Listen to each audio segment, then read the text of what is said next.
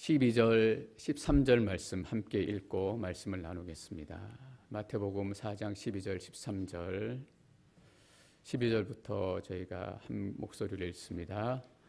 요한이 감옥에 갇혔다는 소식을 듣고 예수께서 갈릴리로 물러나셨습니다.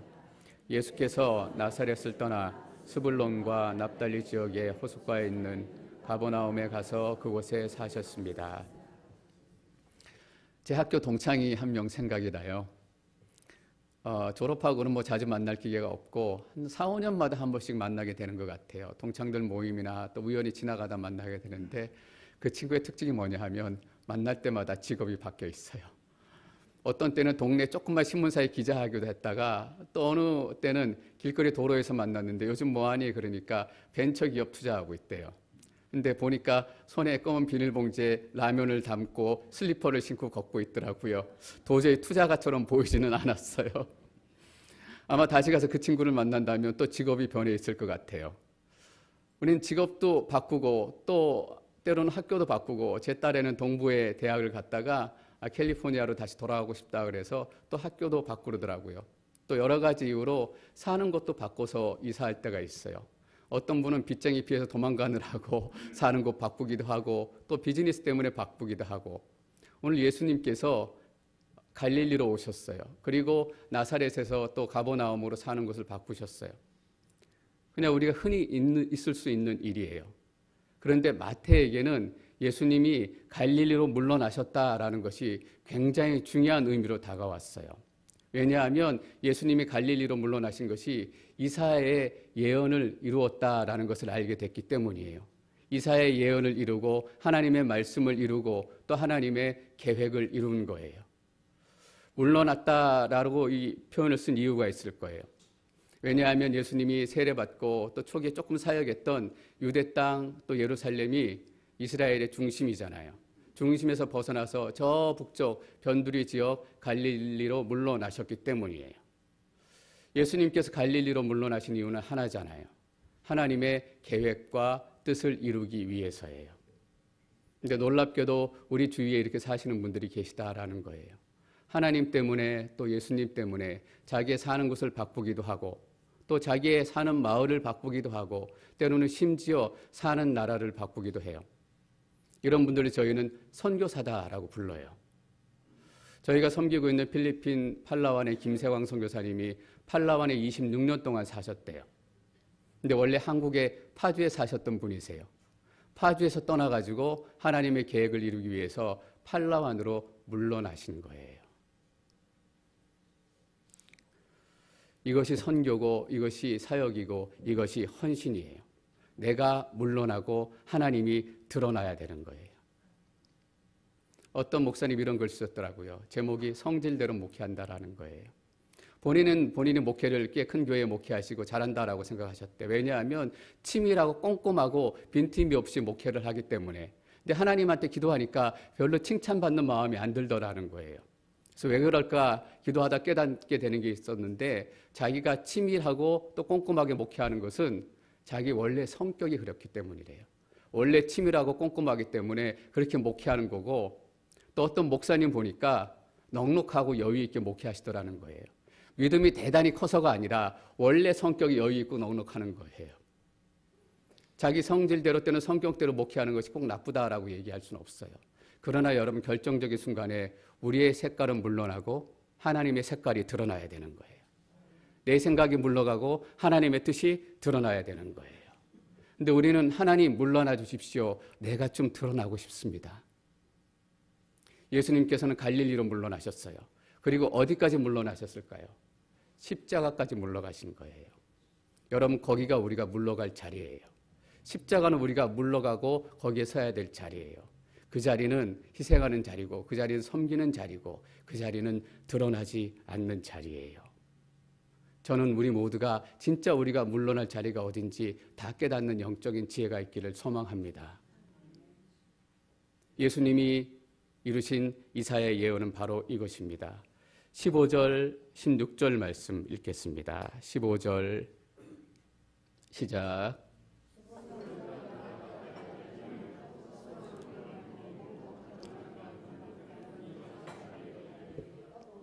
어둠 가운데 살고 있는 백성이 큰 빛을 보았고 죽음의 그림자가 드리운 땅에 앉아 있는 사람들에게 빛이 비쳤다. 아멘. 마태는 이렇게 시작합니다. 스불론 땅과 납달리 땅이요. 여러분, 중요한 영적인 의미를 가지고 있어요. 스불론과 납달리는 여러분이 잘 아시는 것처럼 이스라엘에 선택된 12지파의 각각 한 지파예요. 그리고 스불론 땅과 납달리 땅은 어떤 땅이냐 하면 여호수아와 이스라엘 백성들이 출애굽하고 젖과 꿀이 흐르는 가나안 땅, 약속의 땅에 도착해가지고 12지파에게 땅을 나누잖아요. 납달리 지파와 스불론 지파에게는 갈릴리 지역을 나눠준 거예요. 납달리 지파의 땅이여 스불론 지파의 땅이여 라고 부르는 것은 갈릴리가 하나님의 약속의 땅이다라는 선포예요. 납달리와 스불론은 하나님의 선택된 백성이다라는 거예요. 왜 이렇게 선포하며 시작하지 않을 수 없었나 하면 그 땅이 지금 어떻게 불려요? 이방인의 갈릴리여라고 부르는 거예요. 여러분, 야곱이 12아들을 축복해요. 스불론과 납달리를 얼마나 크게 축복한지 아세요? 그 기도를 한번 저희가 같이 보겠습니다. 창세기 49장 13절 말씀입니다. 13절 함께 읽겠습니다. 시작. 스불론은 바닷가에서 살 것이다. 그는 배를 대는 항구가 되며 그의 영토는 시돈까지 이를 것이다. 납달리는 또 이렇게 축복합니다. 21절 시작. 납달리는 풀어놓은 암사슴이어서 아름다운 소리를 발할 것이다. 얼마나 야곱이 기도하며 축복했던 두 지파잖아요. 스불론 지파, 납달리 지파. 이건 뭐예요? 너희가 지금 이방인의 땅이 되었지만 하나님의 선택된 백성들, 이 갈릴리는 원래 이방인의 땅이 아니라 하나님의 약속의 땅이다라고 선포하는 거예요. 700년 전으로 돌아가잖아요. 아시리아가 침공을 해가지고 이 땅을 뺏었어요. 갈릴리 지역을 뺏어가지고 그 지역에 이방인들이 와서 살게 해요. 그 이후로 이방인들이 사는 땅, 이방인의 땅이라고 불리기 시작했어요. 그런데 문제는 뭐냐면 700년이 지났는데도 여전히 이 납달리의 땅, 스불론의 땅은 이방인의 땅이다라고 불리는 거예요. 700년이 지나도 이 불명예스러운 타이틀이 하나도 변하지 않아요. 여러분 잘 아시겠지만 유대인들에게 이방인이다라고 욕하는 거, 이방인의 땅이다라고 부르는 거 가장 큰 모욕 중에 모욕이에요. 너가 하나님을 모르는 백성이구나. 이 땅은 하나님이 없는 땅이구나. 여러분은 하나님을 모르는 사람이에요. 지금 여러분들이 욕하면 하나도 기분 안 나쁘시죠?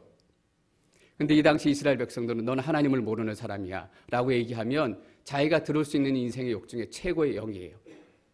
갈릴리 땅을 가장 낮게 보는 말이 이방인의 땅이여 라는 얘기예요. 그래서 예루살렘에 있는 사람들은 갈릴리 사람들 무시했어요. 갈릴리 땅 얕봤어요. 왜냐하면 이방인의 땅이었고 하나님을 제대로 알지 못하는 땅이었어요. 주위에 있는 사람들만 갈릴리 땅을 얕본 게 아니에요. 예수님께서 유대 땅에 조금 계실 때 제자들을 만나잖아요.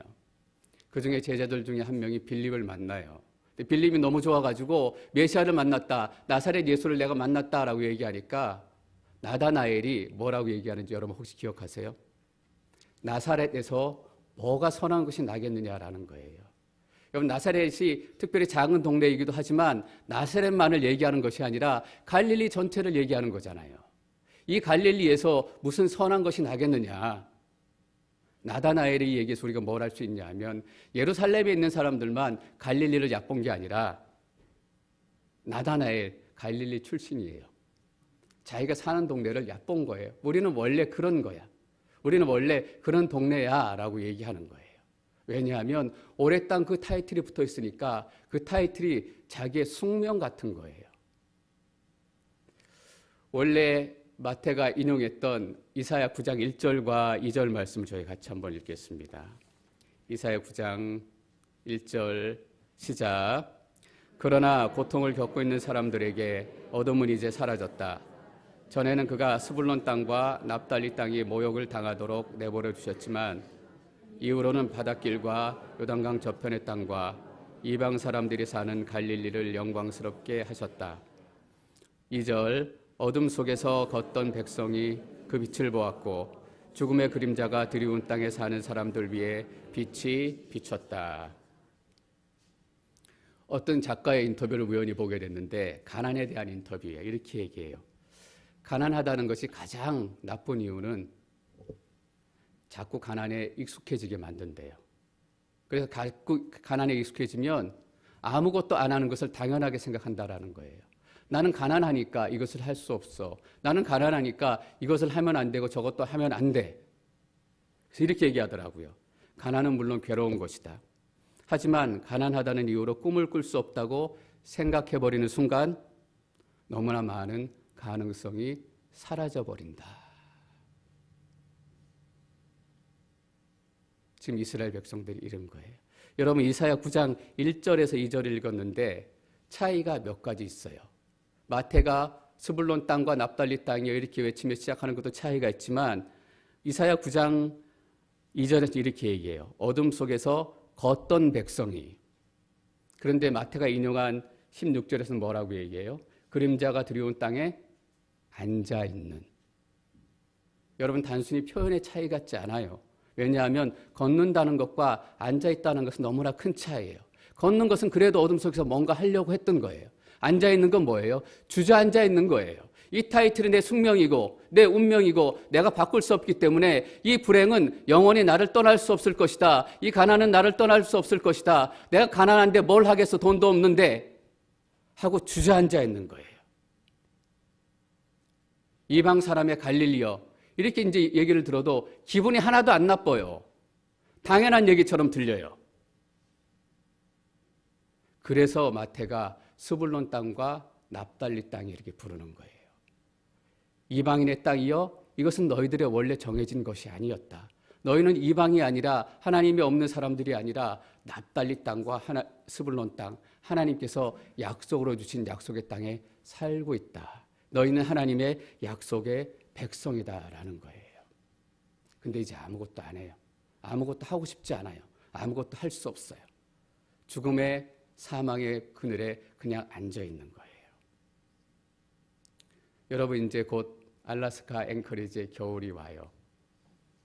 디비던이 나왔잖아요. 얼마 동안 조금 떠들썩할 거예요. 그죠? 근데 그 시간이 지나면 긴 어둠의 시간이 이어져요. 근데 저는 두려운 게 뭐냐면 이 계절의 어두움이 시간의 어두움으로 끝나는 것이 아니라 영적인 어두움으로 앵커리지 알래스카에 멈추지 않을까 봐 두려운 마음이 목회자로 있어요. 여러분 우리는 이런 얘기 너무 쉽게 해요. 앵커리지에서 교회가 되겠어? 앵커리지의 전도가 되겠어? 오랫동안 안 됐던 거 아니야? 우리 스스로가 얘기해요. 나사렛에서 뭐 선한 것이 나겠느냐? 우리 스스로가 그렇게 살다 보니까 어둠 속에 죽음의 그늘 아래 앉아 있는 거예요. 아무것도 이제 하고 싶지 않아요. 아무것도 할 수 없어요. 저는 이 갈릴리의 예언을 읽으면서 앵커리지가 떠올랐어요. 알래스카가 떠올랐어요. 보세요. 어둠 가운데 살고 있는 이 백성, 앵커리지 알래스카에 살고 있는 사람들이 생각이 나는 거예요. 죽음의 그림자가 드리운 땅에 앉아 있는 사람들. 이제 내가 중독에 걸려가지고 마약, 알코올, 게임 뭐 하겠어? 아무 일도 일어나지 않을 거야. 앵커리지는 좋은 교회 찾기 힘들어. 목사나 장로나 권사나 집사나 다 거기서 거기야. 서로 웃으면서 얘기해요. 그렇게 얘기하면서도 서로 하나도 기분 안 나빠해요. 막 그런 얘기하면서 어떨 때 뭐 서로 자랑스러워하는 것 같아. 그런 얘기한다고. 이방인의 땅이요, 이방인의 갈릴리요. 얼마나 그 얘기가 갈릴리 사람들에게 치욕스럽고 수치스러운 얘기인지 여러분 아세요? 납달리 지파와 스불론 지파의 자손들이에요. 유다 지파의 똑같은 자손들처럼 하나님께 택하신 하나님의 백성인데 이방인의 갈릴리요. 이 얘기 들어도 하나도 기분 나쁘지 않아요. 나사렛에서 무슨 선한 것이 나겠느냐.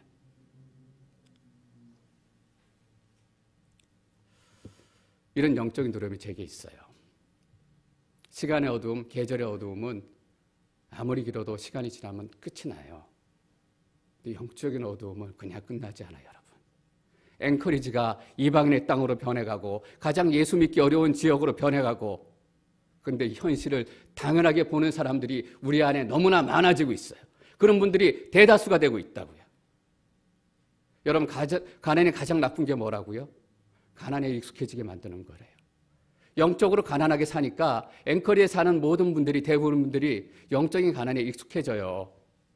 이 정도 말씀, 이 정도 은혜, 이 정도 사역. 그러면 땡큐다 이렇게 얘기해요. 당연하지 않은 거예요. 납달리 땅과 스불론 땅이요, 스불론 땅과 납달리 땅이요, 당연하지 않다라는 것을 지금 갈릴리 땅에 살고 있는 사람들에게 선포하는 거예요. 여러분, 이 정도 은혜, 이 정도 교회, 이 정도 마음으로 신앙생활하는 거 당연하지 않은 거예요. 불편한 거예요. 억울한 거예요. 속상한 거예요.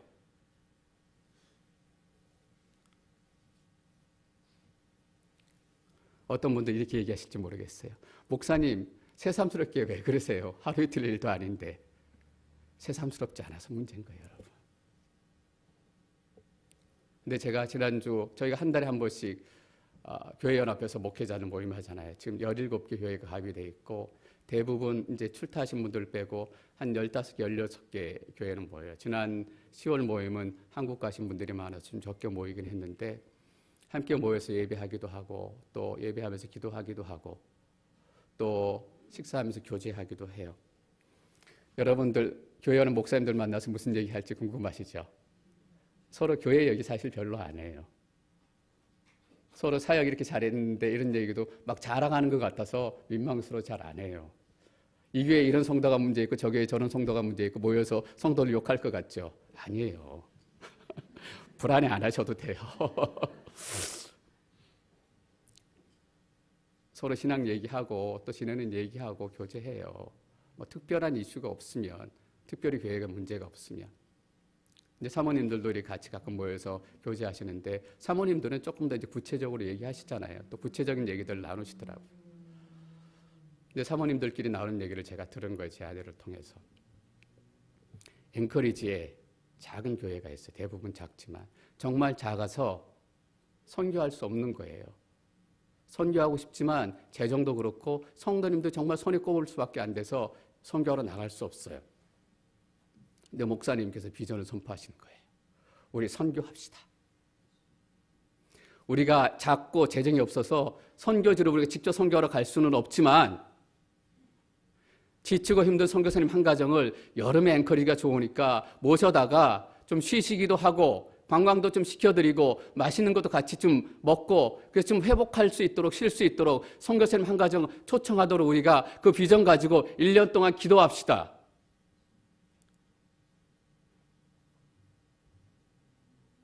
그래서 이렇게 얘기하셨어요. 한 사람도 이 선교 비전에 빠지지 않았으면 좋겠습니다. 단 10불이라도 한 분도 빠짐없이 다 여기에 동참하십시오. 그래서 그 성도님들이 1년 동안 기도했대요. 1년 동안 헌금하고 준비하고 그래서 여름에 선교사님을 모신 거 실제로. 1년 동안 준비하고 기도하고 헌금했는데도 교회가 워낙 작고 재정이 어렵다 보니까 선교사님을 충분히 서포트할 만한 재정이 1년 동안 해도 안 되는 거예요.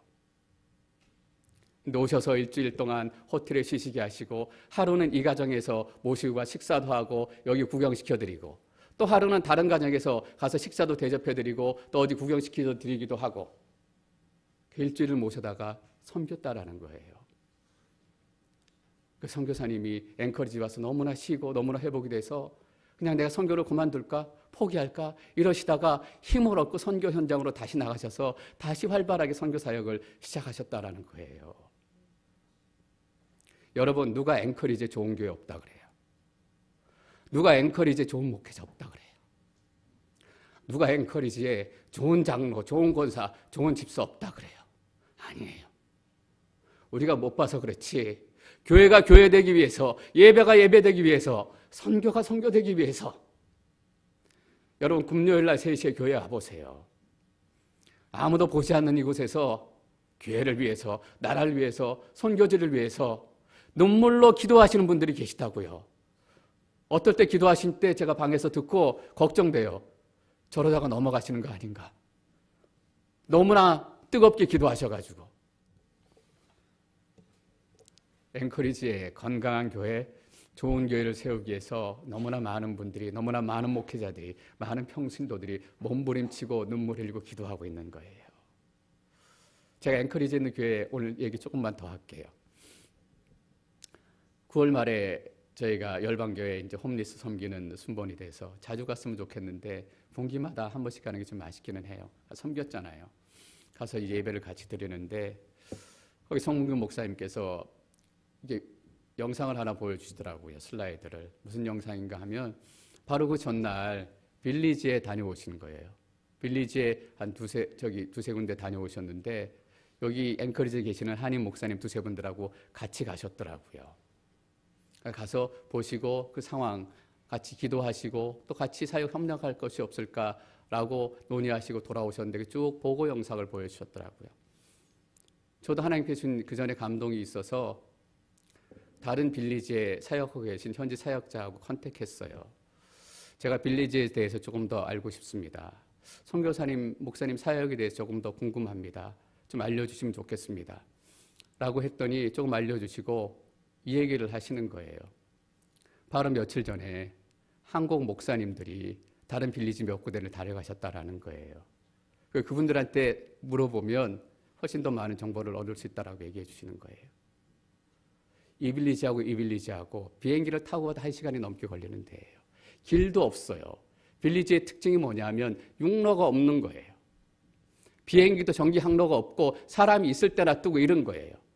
그 사이에 며칠 사이에 한국 목회자들이 다른 빌리지에 다녀갔다라는 것을 벌써 그 목사님이 듣고 계시는 거예요. 그 목사님이 어떻게 생활하시는지 아세요? 아이가 5명, 6명이에요.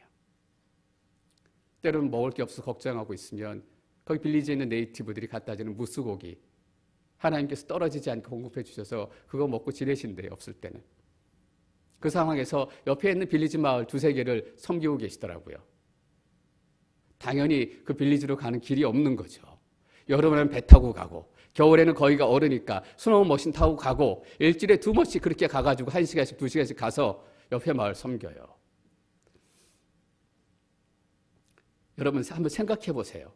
그런 분들이 그렇게 외롭게 사역하고 있는데 다른 빌리지에 한국 목사들이 몇 명이 와서 같이 기도하고 같이 어떻게 사역할 수 있는 방법이 없을까 하고 왔다 갔다라는 얘기를 들었을 때 얼마나 위로와 격려를 받았겠어요. 늘 혼자라고 생각했을 거 아니에요. 비행기도 제때 들어오지 않고 찾아오는 사람들 누가 있었겠어요. 여러분 제가 왜 이런 얘기 드린지 아세요? 앵커리지에 하나님께서 목사를 보내시고 교회를 보내시고 장로를 세우고 권사를 세우고 집사를 세운 이유를 찾기 위해서 이유대로 살아가기 위해서 기도하고 사역하고 땀 흘리는 사람이 앵커리지에 많다라는 얘기를 하고 싶은 거예요. 어둠에 앉아있어 주저앉아 있어요? 아니에요. 앵커리지에 왜 교회가 안 돼요? 앵커리지에 왜 다음 세대가 안 일어나요? 앵커리지에 왜 선교가 안 일어나요? 빌리지는 작은 곳이잖아요. 적게는 50명, 많게는 500명. 이게 한 마을이더라고요. 저 여름에 필리핀 아우리치를 갔습니다. 어떻게 갔는지 다시 한번 말씀드릴게요. 앵커리지에서 시애틀 가서, 시애틀에서 서울 인천 가서, 인천에서 필리핀 마닐라 가서, 마닐라에서 팔라완까지 비행기 타고 갔어요. 갈 때 40시간, 올 때 40시간. 자주 가고 싶어요. 매년 가고 싶고. 근데 쉽지 않잖아요. 근데 다른 곳에서 빌리지 사역하러 오는 게 그렇더라고요. LA에서 시애틀 와가지고 시애틀에서 앵커리지 와가지고 앵커리에서 바로 그렇게 빌리지로 들어가는 비행기가 있는 마을이 별로 없어요. 좀 더 큰 빌리지로 갔다가 거기서 비행기 구해가지고 다시 들어가야 되는 거예요.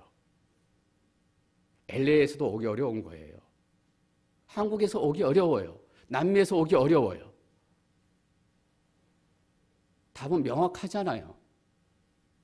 그럼 그 빌리지들을 누가 섬겨야 되느냐? 앵커리지에 있는 교회들, 앵커리지에 있는 하나님의 백성들이 그 빌리지를 섬기는 거예요. 여러분 잘 생각해 보세요. 우리도 빌리지 자주 가고 싶지만 여기서 가는 것도 쉽지 않거든요. 비행기를 갔다가 또 작은 비행기가 올 때까지 기다렸다가 아니면 수소문해 가지고 또 가기도 쉽지 않아요. 여기서도. 가장 좋은 게 뭐냐면 여기서 떠나가지고 그 빌리지로 물러나는 거예요. 그래서 6개월이고 1년이고 2년이고 그분들과 함께 살고 함께 섞여가면서 복음을 증거하는 거예요. 근데 우리 못 가잖아요, 여러분. 그럼 어떻게 해야 될까? 답은 명확하더라고요. 거기에 들어가서 이미 사역하고 계신 선교사님들, 목사님들, 이분들을 우리가 후원하는 거예요. 너무나 많은 빌리지들이 이런 선교사님들, 이런 사역자가 없이 그냥 또 지내고 있어요. 다는 못하더라도 지금 들어가 있는 그 선교사님들. 저는 앵커리지의 담임 목사로서 늘 이런 영적인 부담이 있어요, 여러분. 왜 하나님께서 앵커리지 온누리 교회를 앵커리지에 두셨을까? 전 여러분들이 앵커리지에 있기 때문에 우리가 앵커리지 온누리 교회를 불린다 이렇게 생각하지 않기를 원해요. 하나님께서 온누리 교회를 왜 앵커리지에 두셨을까? 저와 똑같은 영적인 질문, 퀘스천이 여러분 가운데 있었으면 좋겠어요.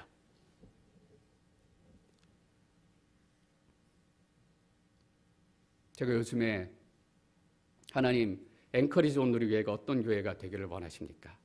저 앵커리지 온누리 교회 비전 주십시오. 우리 앵커리지 온누리 교회만 할 수 있는 꿈을 주십시오. 우리가 지금 4분의 선교사를 섬겨요, 여러분. 북한, 필리핀, 요르단, 그리고 캐나다. 왜 이렇게 흩어져서 제가 섬기냐 하면 영적인 전략적인 그런 마음이 있었기 때문이에요. 각 대륙마다 한 곳씩, 그래서 각 대륙 우리가 다 기도할 수 있도록. 캐나다도, 아니 저기 아프리카 속 선교사님도 저희가 섬길 수 있었으면 좋겠어요. 4분의 선교사를 섬기잖아요. 4군데 나라를 저희가 섬기고. 똑같이 빌리지 선교사님들, 저희가 빌리지 마을을 섬길 수 있었으면 좋겠습니다. 여러분 기도해 주십시오. 정말 하나님의 부르심과 또 우리의 도움과 기도가 필요한 선교사님 또 현지의 또 그 빌리지들이 연결될 수 있도록 기도가 많이 필요한 작업이에요, 여러분. 여러분, 복음은 구체적인 것이에요. 복음은 실제적인 것이에요. 복음은 관념이나 종교나 철학이 아니에요.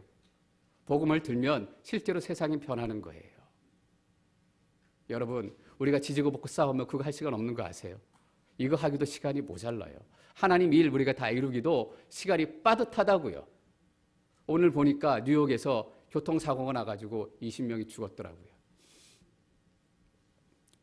빠듯해요. 이거 섬기기만도.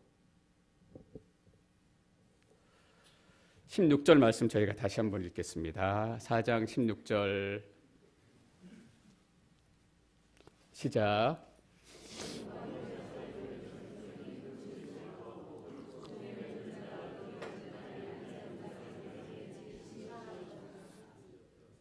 어둠 가운데 살고 있는 백성이 큰 빛을 보았고 죽음의 그림자가 드리운 땅에 앉아있는 사람들에게 빛이 비쳤다.